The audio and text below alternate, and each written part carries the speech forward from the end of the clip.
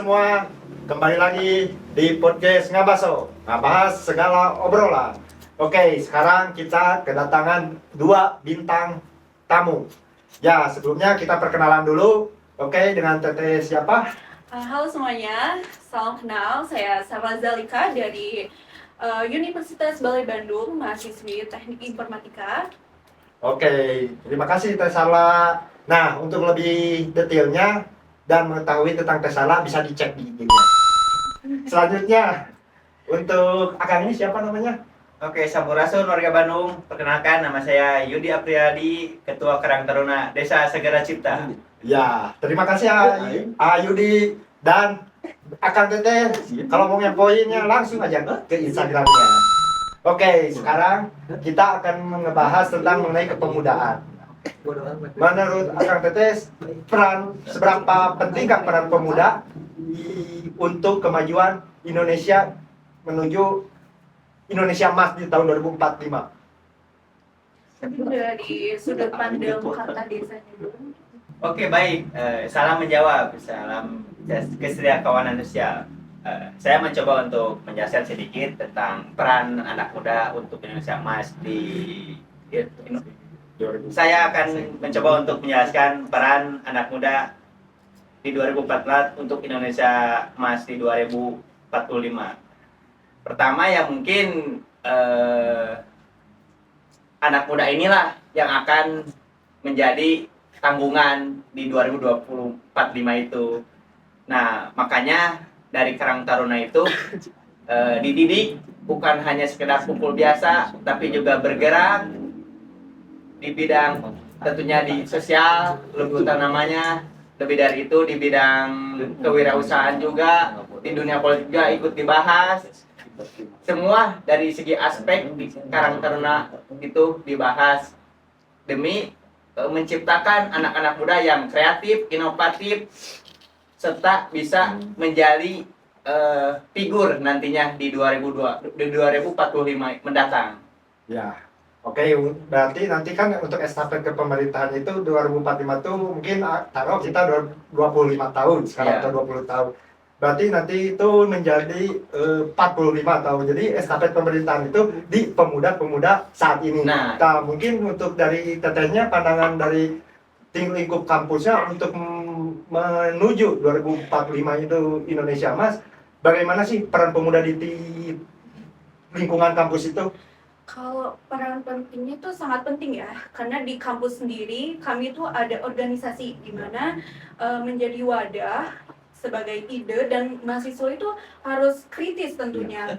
Terus harus ada inovasi dan pastinya berperan penting di kemudian hari ya, di 2045 Indonesia Emas itu pasti kita ada perannya.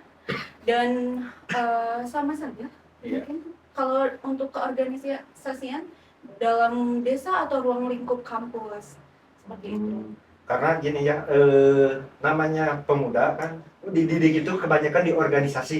Ya. Kadang kalau bukannya menjelekkan, tapi di lingkup kampus itu hanya untuk adab mungkin ya, untuk mengasah skill gitu, keilmuan lah gitu. Tapi untuk cara kita kan jangan buta politik pemuda itu. Iya. Karena di beberapa saat ini untuk menyuarakan masyarakat itu kan lewat peran mahasiswa dan anak muda lah secara umumnya. Nah, untuk tantangan terbesar saat ini bukan kebanyakan sih, masih ada pemuda-pemudi yang kurang ngapain sih berorganisasi, ngapain sih ikut organisasi A, B, C gitu. Nah, untuk supaya melek dalam berorganisasi, hal apa sih yang harus kita keluarkan atau harus cek bahasa Sunda nama dibibita supaya Jadi lebih ke sosialisasi Ya. agar khususnya pemuda lebih aware Ya. dalam organisasi mungkin ya. Iya. Kalau menurut saya sih pertama yang pasti sosialisasi bahwa keorganisasian itu penting karena menjadi wadah untuk ibaratnya untuk apalagi anak muda itu kan untuk masa depan ya, kepemimpinan selanjutnya. Iya. Iya, estafet ya.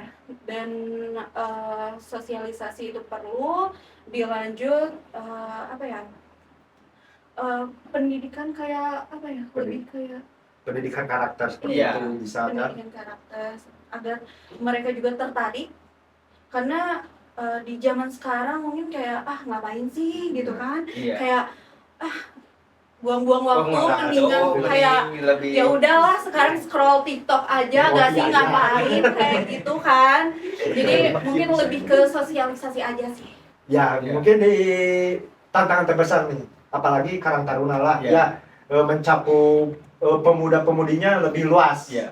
Nah, tantangan terbesar untuk salah satunya untuk perekrutan anggota pemuda nih, supaya mau nih, gimana nih caranya supaya pemuda-pemudi itu mau gabung ke Karang Taruna gitu. Kan ini salah satu Karang Taruna itu namanya sebuah lembaga Iya. yang ada di pemerintahan Iya. di tingkat nasional maupun sampai ke tingkat desa nih. Gimana nih menurut Kang Yuri untuk supaya pemuda-pemudi itu mau gabung ke Karang Taruna? Ya, emang itu sih problem dari kita kalau saat ini tuh rekrutmen anggota gitu ya.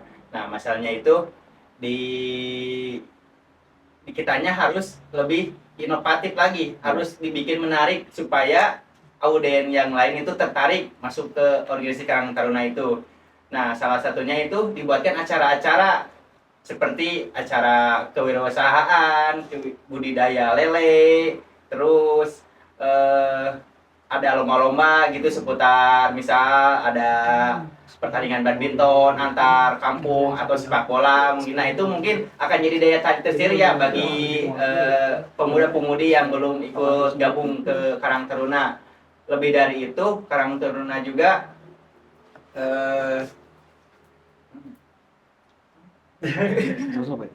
Jadi Karang Taruna jadi supaya pemuda-pemudi itu lebih berperan aktif. Ya. Salah satunya untuk mengasah Karang Taruna itu bukan hanya sosial saja, tapi Ya. ada beberapa kan aspeknya, Ya. yaitu mengenai kewirausahaan, mengenai olahraga dan seni gitu budaya kan, juga, pendidikan, pendidikan. pengasahan skill Ya. dan lain sebagainya. Oke, untuk mempersingkat waktu, sebenarnya masih ada beberapa pertanyaan yang masih harus diulik mengenai peran kepemudaan ini. Ya, kita lanjutkan lagi ya. Untuk motivasi Teteh sama Akang, kenapa sih mau itu berorganisasi? Kan maksudnya kan tadi kata Teteh nih, lebih baik kan kebanyakan gitu Ya. orang-orang itu sekarang yang lebih baik ini tiduran sambil scroll TikTok, pesan kopi, apa kayak Main gitu, game. main game. Gimana sih? Apa sih yang nilai plus dari berorganisasi tersebut? Gitu. Kalau bukan kita, siapa lagi nih yang mau melanjutkan? Karena itu sebuah menjadi kesadaran untuk kita sendiri sih. Karena terlebih banyak pemuda sekarang itu nggak aware ya. Jadi harus tergerak dari diri kitanya sendiri. Dilanjut apa ya? Kayak tadi kan kalau semisal semua pemuda nggak nggak aware, Ya. siapa lagi yang melanjutkan kalau bukan dari diri kita sendiri gitu.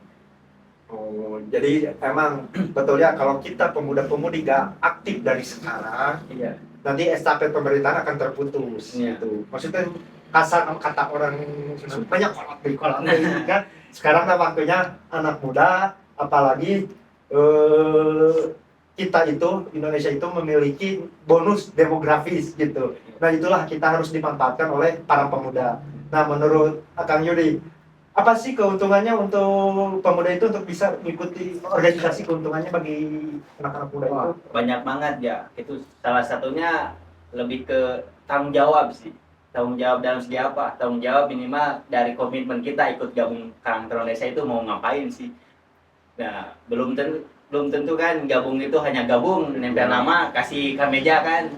Tidak sekedar itu, tapi di organisasi itu kita dituntut untuk disiplin, tanggung jawab, juga dituntut untuk kreativitas itu dituntut untuk diberikan lah ke masyarakat yang Ya. sebenarnya gitu. Yalah, mudah-mudahan setelah adanya podcast ini mungkin orang-orang lebih penasaran dan tertarik mengenai untuk ikut berorganisasi supaya peran pemuda itu bisa diasah. Namanya di organisasi itu kebanyakan kan pemuda-pemudi itu diasah. Misalnya Teteh ikut organisasi apa?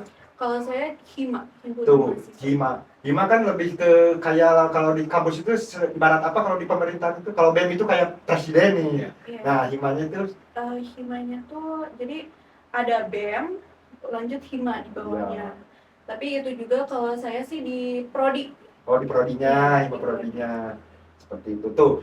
Banyaklah keuntungan-keuntungan untuk mengikuti sebuah organisasi tersebut. Salah satu yang paling relevan itu adalah relasi ya Teh. Relasi pastinya. Apalagi Teteh mungkin semester sekarang semester 7. Nanti kan kalau ikut organisasi itu bisa tuh kenal sama semester 1 ya, seperti itu. Nah, itulah. Mungkin untuk terakhir akan Teteh pesan-pesan mengenai untuk pemuda-pemudi yang mager. Nah, pesan-pesannya apa sih? Oke.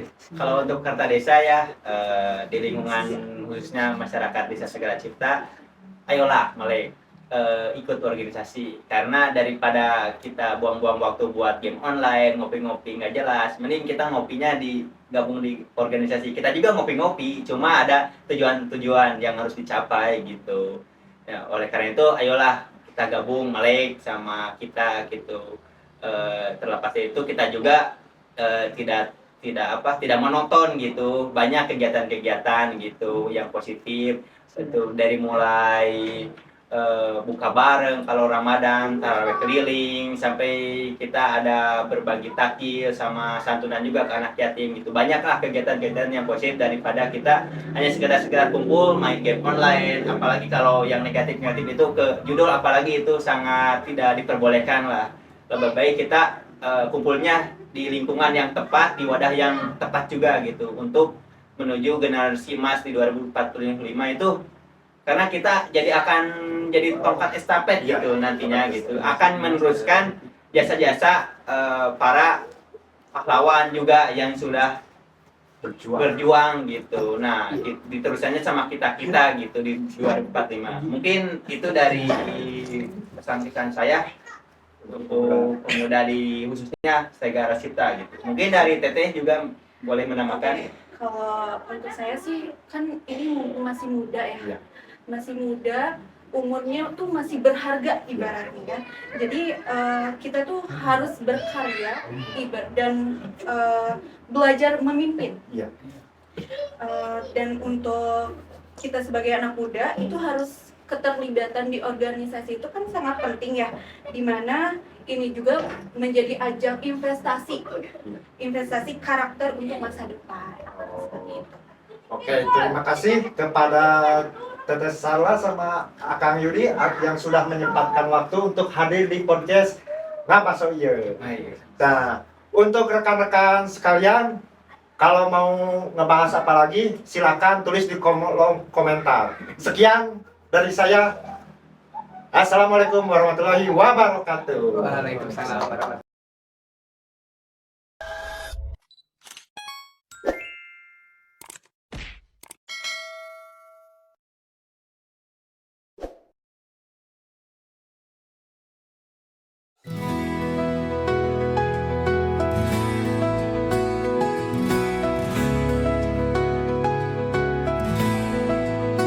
Di Desa Sagara Cipta kita berpadu, pemuda-pemudi siap maju, bersama belajar